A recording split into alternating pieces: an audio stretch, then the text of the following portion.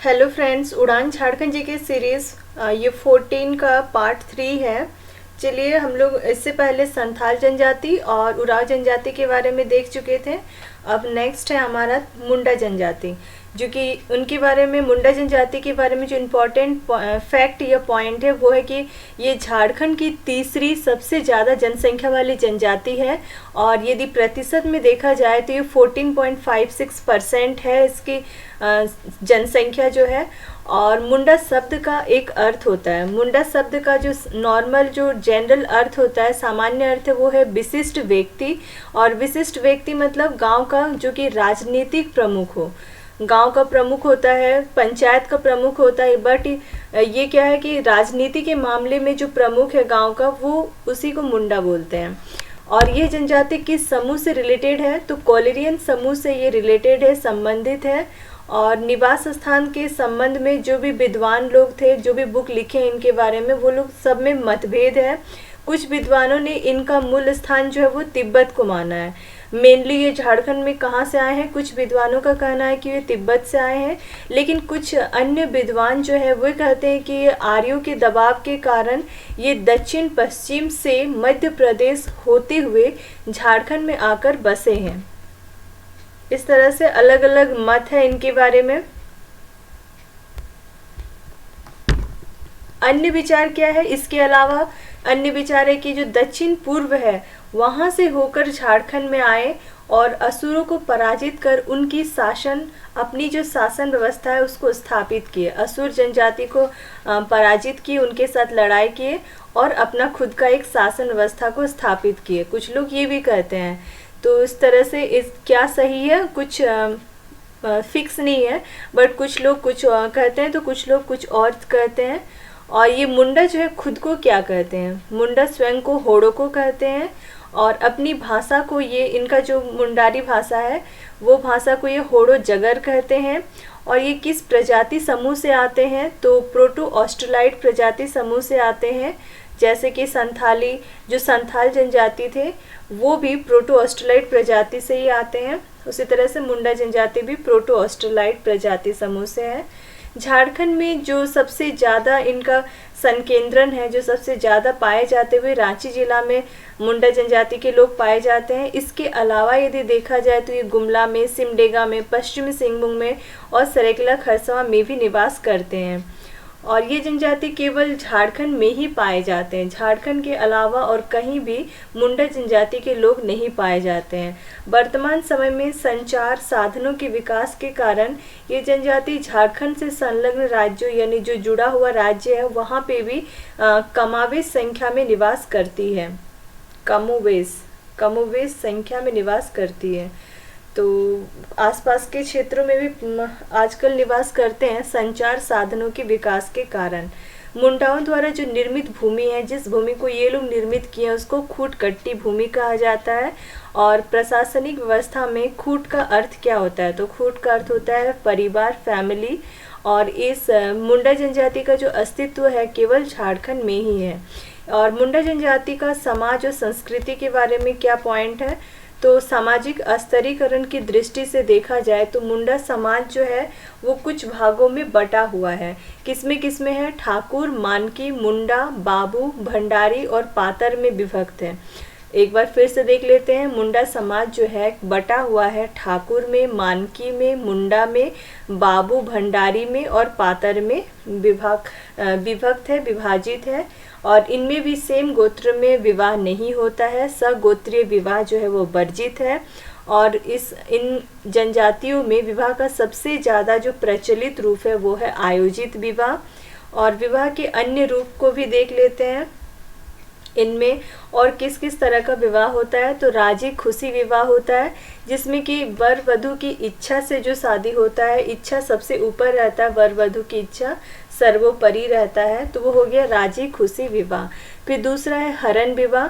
पसंद की लड़की जो भी रहेगी, जिस भी लड़की को पसंद किए हुए रहेंगे लड़का, उसको हरण करके उसके साथ शादी करेंगे, उस विवाह को ये लोग बोलते हैं हरण विवाह। और तीसरा है सेवा विवाह। ससुर के घर सेवा द्वारा वधु मूल्य चुकाया जाना। तो ससुर के घर सेवा के द्वारा बधू मूल्य, जो भी लड़की है उसका मूल्य क्या कैसे चुकाएंगे, जो लड़का है वो बर जो है वो कैसे चुकाएगा, तो ससुर के घर में सेवा करके सेवा देकर या सेवा करके जो है वो बधू मूल्य को चुकाया जाना, ये सेवा विवाह में है। फिर हठ विवाह क्या होता है, तो बधू द्वारा विवाह होने पर बर के यहाँ बलात् प्रवेश करके रहना, बधू द्वारा विवाह होने तक वर के यहाँ बलात् प्रवेश करके रहना, ये हठ विवाह कहलाता है। उसके बाद नेक्स्ट है, इनमें भी कुछ नामकरण है। ये लोग भी युवा गृह जो है इसको ये अपने लैंग्वेज में गीति ओड़ा कहते हैं। तो मुंडा जनजाति के लोग युवा गृह को क्या कहते हैं, गीति ओड़ा। विवाह को अरंडी बोलते हैं। फिर विधवा यदि विवाह है तो उसको सगाई बोलते हैं, विधवा विवाह को सगाई बोलते हैं। बधू मूल्य को गोनोंग टाका या कुरी गोनोंग कहते हैं, और जो गांव का प्रधान होता है, ग्राम प्रधान होता है, उसको मुंडा बोलते हैं। बधू मूल्य को क्या बोलते हैं, गोनोंग टाका या कुरी गोनोंग। फिर गांव का जो प्रधान है उसको मुंडा बोलते हैं। ग्राम पंचायत को हातू बोलते हैं, ग्राम पंचायत का जो प्रधान है उसको हातू मुंडा बोलते हैं। कई गांवों से मिलकर जो बनी पंचायत है उसको परहा बोलते हैं। जहाँ पे पंचायत बैठती है उस पंचायत स्थल को अखड़ा बोलते हैं।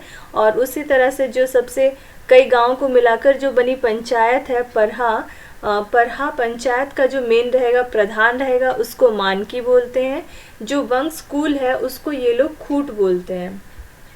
यदि स्त्री तलाक देती है तो उसे बधू मूल्य लौटाना पड़ता है। जो बधू मूल्य मिला रहता है उस चीज़ को यदि स्त्री खुद से तलाक दे रही है तो उसको गोनोंग टाका जो है उसको लौटाना पड़ता है। और तलाक को साकम चारी के नाम से जाना जाता है। मुंडा जनजाति के लोग जो है तलाक को किस नाम से जानते हैं, साकम चारी के नाम से जानते हैं। और ये लोग भी गोत्र को कीली के नाम से जानते हैं, जैसे कि उराव जनजाति के लोग भी गोत्र को कीली बोलते हैं। अधिकांश मुंडा जो परिवार है उसमें एकल परिवार पाया जाता है, जैसे कि भाई भाई एक साथ नहीं रहेगा, इस तरह से एकल एक जो परिवार है वही वैसे ही पाया जाता है अधिकांश। और इनका जो परिवार है ये भी कैसे सत्यात्मक रहता है, पितृ सत्यात्मक और पितृवंशीय ही होता है मुंडा परिवार भी। और रिजले द्वारा मुंडा जनजाति के कितने गोत्र को बताया गया है, तो रिजले ने बताया कि मुंडा जनजाति का 340 गोत्र है, 340 गोत्र। और जो सोमा सिंह मुंडा है उन्होंने मुंडा जनजाति को उप शाखाओं में बांटा है, जो कि 13 उप शाखाओं में उन्होंने बांट दिया है। सोमा सिंह मुंडा ने मुंडा जनजाति को 13 उप शाखाओं में विभाजित किया है, जिसमें सबसे मेन है महली मुंडा और कंपाट मुंडा, जो कि सर्व प्रमुख है। और इनका भाषा है मुंडारी। मुंडा जनजाति का प्रमुख भाषा क्या है, मुंडारी है। और इनका जो भाषा है वो किस भाषा परिवार से बिलोंग करते हैं, किस भाषा परिवार के अंतर्गत आते हैं, तो ऑस्ट्रो एशियाटिक भाषा परिवार के अंतर्गत मुंडारी भाषा आता है। नेक्स्ट है सोसोबोंगा, जो कि एक प्रकार का बैलेट है और मुंडा जनजाति की प्रसिद्ध लोक कथा भी है सोसोबोंगा।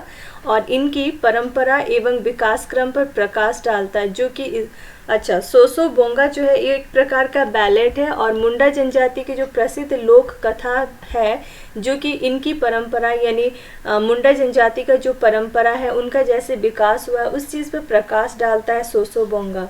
और इस जनजाति मुंडा जनजाति के जो प्रमुख त्यौहार है वो क्या क्या है, सरहुल है, कर्मा है, सोहराई है, बा परब है, बुरु परब है, जो कि बुरु परब दिसंबर के महीने में मनाया जाता है।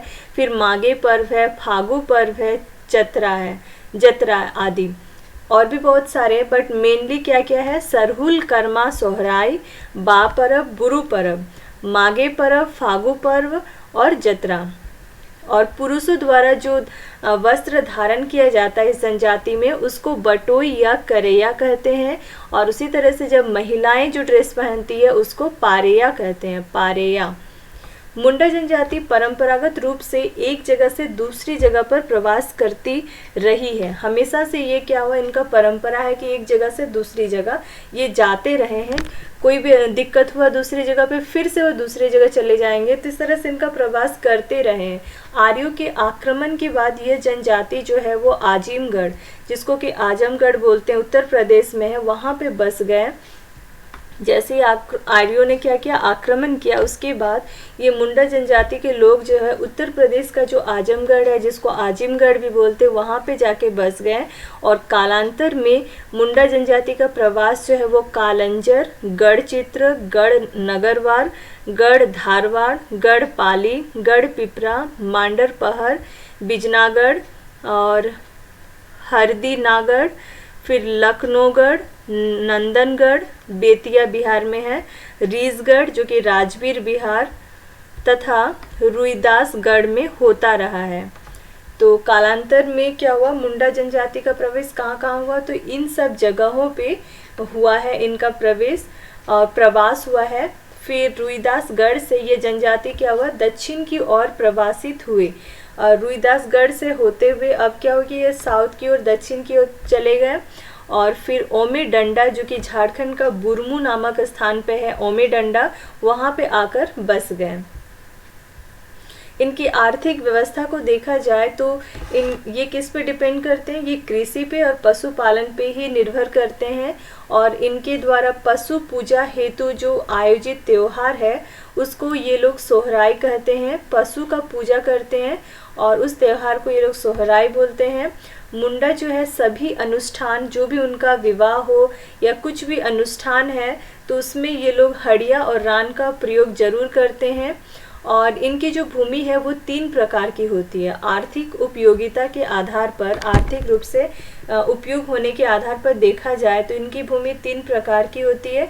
जो भूमि हमेशा उपज देने वाली होती है उसको पंकु भूमि कहते हैं। जो एवरेज फसल उगता है, जहाँ पे औसत उपज वाली जो भूमि है उसको नागरा कहते हैं। और जो बालू युक्त भूमि यदि इनका है तो उसको ये लोग खिरसी कहते हैं। पंकु, नागरा और खिरसी। इनके धार्मिक व्यवस्था को देखा जाए तो इनके सर्व प्रमुख देवता कौन है, सिंह बोंगा, जो कि सूर्य का प्रतिरूप माना जाता है। और अन्य देवी देवताओं को देखा जाए तो वो है हातू बोंगा, जो कि गांव का देवता है, ग्राम देवता। और गांव की सबसे बड़ी देवी जो है देसावली है। मुंडा जनजाति में गांव की सबसे बड़ी देवी कौन है, देसावली है। कुल देवता किसको मानते हैं, खूट हकार या ओड़ा बोंगा को कुल देवता मानते हैं। जल देवता मानते हैं इकिर बोंगा को। पहाड़ देवता मानते हैं बुरु बोंगा को। तो इस तरह से सिंह बोंगा इनका सबसे प्रमुख देवता है। गांव का जो ग्राम देवता होता है उसको हाथू बोंगा बोलते हैं। देवी में जो सबसे बड़ी देवी है गांव की वो है देसावली। कुल देवता में ये ओड़ा बोंगा या खूट हकार को मानते हैं। जल देवता जो है वो इकिर बोंगा। पहाड़ देवता ये बुरु बोंगा को मानते हैं। और इनका जो पूजा स्थल है, जहाँ पे पूजा होता है, इसको ये लोग सरना कहते हैं।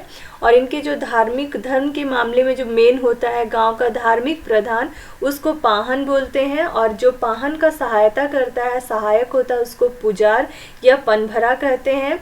और इस जनजाति में ग्रामीण जो पुजारी होती है, लेडीज में जो रहती है, उसको डेहरी कहा जाता है, डेहरी। और मुंडा जो है वो तांत्रिक और जादुई विद्या में विश्वास करते हैं। झाड़ फूक करने वाले को ये लोग देवड़ा कहते हैं। तो इस तरह से मुंडा जनजाति के लोग भी तांत्रिक में और जादुई विद्या में विश्वास करते हैं। और जो लोग झाड़ फूक करते हैं उनको ये लोग देवड़ा कहते हैं। और मुंडा समाज में शवों को जलाना और दफनाना, दोनों तरह की प्रक्रियाएं और दोनों प्रकार की प्रथाएं जो है वो चलती है। लेकिन दफनाने की प्रथा जो है वो अधिक प्रचलित है इनमें। जिस स्थान पर मुंडा जनजाति के पूर्वजों की हड्डियां दबी होती है, जहाँ पे भी दफनाया जाता है, तो वहाँ पे पूर्वजों की हड्डियाँ भी रहेगी। उस कहाँ पे होती है, उसे वो लोग शासन कहते हैं। मुंडा जनजाति के लोग शासन कहते हैं जहाँ पे उनके पूर्वजों की हड्डियाँ दबी होती है। और उनके शासन के सामने जो भी पूर्वज है, मृतक है, उनके याद में एक स्मृति बना रहता है, जिससे ये पहचान में आए कि इस जगह पे किनको दफनाया गया है। जो कि पत्थर का टुकड़ा रहता है जिसमें कुछ कुछ लिखा रहता है। शिलाखंड रखा जाता है स्मृति में। शासन में क्या होता है, पूर्वज और मृतक की स्मृति में शिलाखंड रखा जाता है।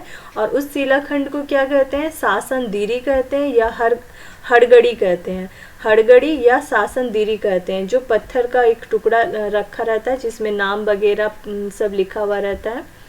नेक्स्ट जनजाति, हो जनजाति।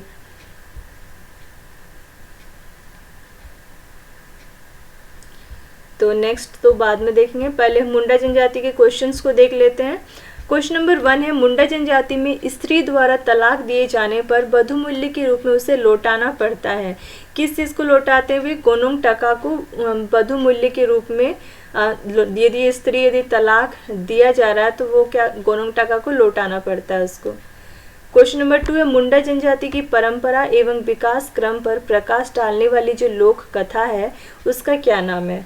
तो मुंडा जनजाति का जो भी परंपरा है उनमें कैसे कैसे विकास हुआ, वो विकास का क्रम जो है उस पर प्रकाश डालना है, तो वो लोक कथा है सोसो बोंगा। सोसो बोंगा में इस चीज़ पर प्रकाश डाला गया है।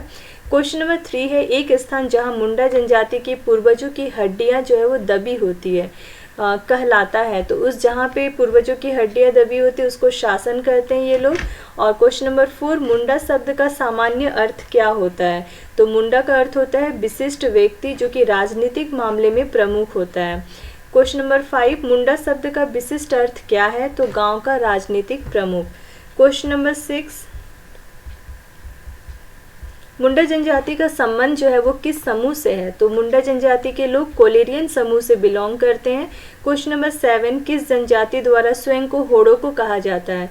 तो मुंडा जनजाति के द्वारा खुद को वे लोग होड़ोको कहते हैं। क्वेश्चन नंबर 8, कौन सी जनजाति अपनी भाषा को होड़ो जगर बोलते हैं? तो मुंडा जनजाति जो है अपनी भाषा को होड़ो जगर बोलते हैं, खुद को होड़ोको बोलते हैं और अपना लैंग्वेज जो है मुंडारी भाषा जो है उसको होड़ो जगर बोलते हैं मुंडा जनजाति के लोग। क्वेश्चन नंबर 9, किस जिले में मुंडा जनजाति सबसे ज़्यादा है? सर्वाधिक संकेंद्रण जो है वो रांची में ही है। क्वेश्चन नंबर 10, मुंडाओं द्वारा निर्मित भूमि को क्या कहा जाता है? खूट कट्टी भूमि। मुंडाओं द्वारा जो भूमि निर्मित किया जाता है, खेती करने योग्य जो बनाया जाता है, उस भूमि को खूट कट्टी भूमि कहा जाता है उनके द्वारा।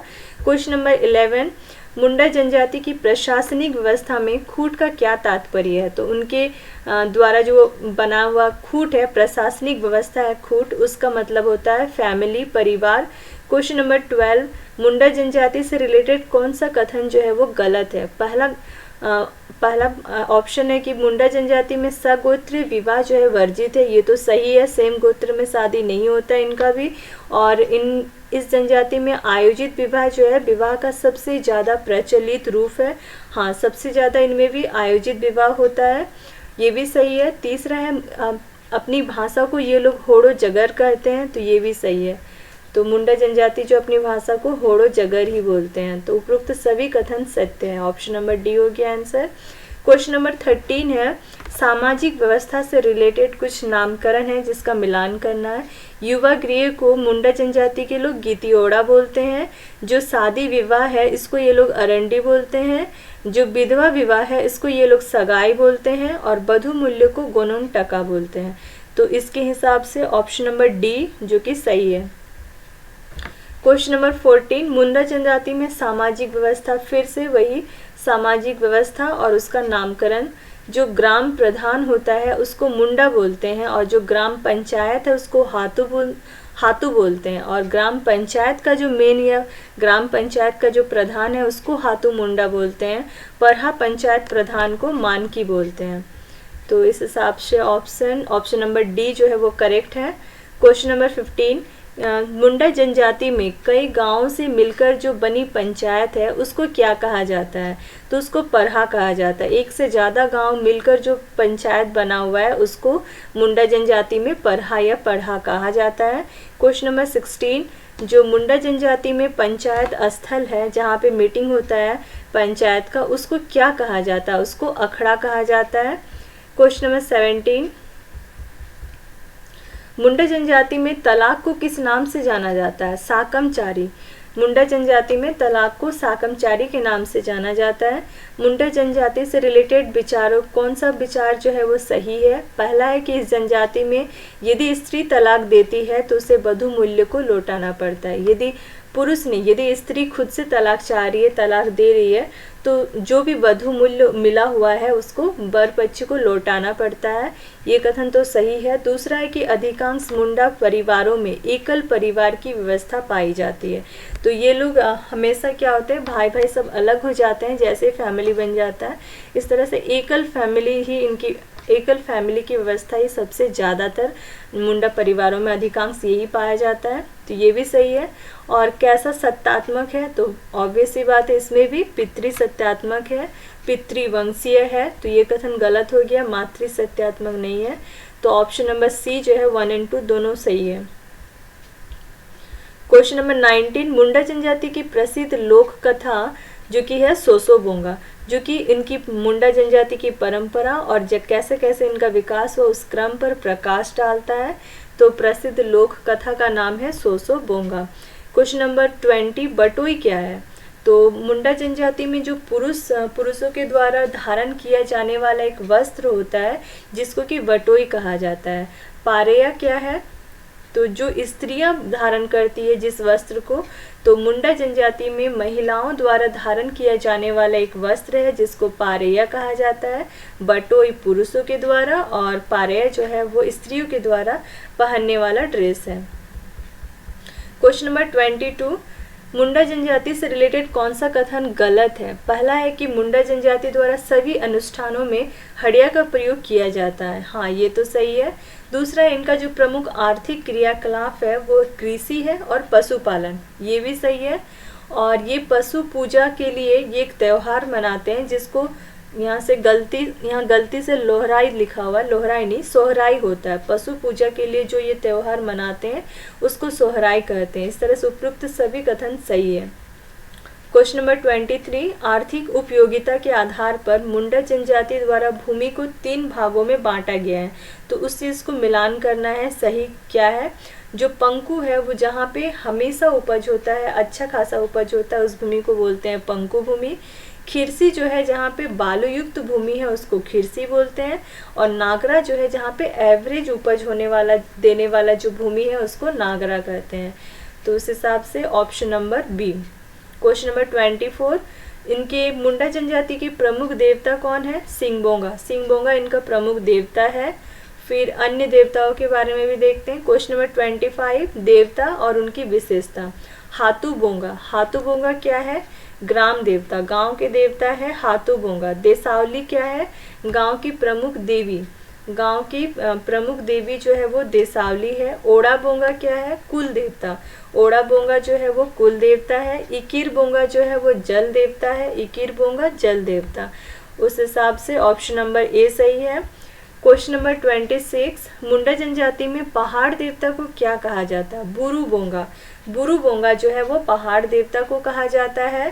क्वेश्चन नंबर 27, मुंडा जनजाति में पूर्वजों की स्मृति में किसी स्थान पर रखे गए जो शिलाखंड है उसको क्या कहा जाता है? उसको हड़गड़ी कहा जाता है। मुंडा जनजाति में जहाँ पे पूर्वजों को दफनाया गया है उनकी स्मृति में, उनके याद में एक पत्थर का टुकड़ा रखा जाता है, शिलाखंड रखा जाता है जिसको हड़गड़ी कहा जाता है। तो ऑप्शन नंबर ए। यहाँ पे ये मुंडा जनजाति खत्म हो गया। नेक्स्ट है हो जनजाति, जो कि हम लोग नेक्स्ट क्लास करेंगे। आज के लिए इतना ही। Thank you.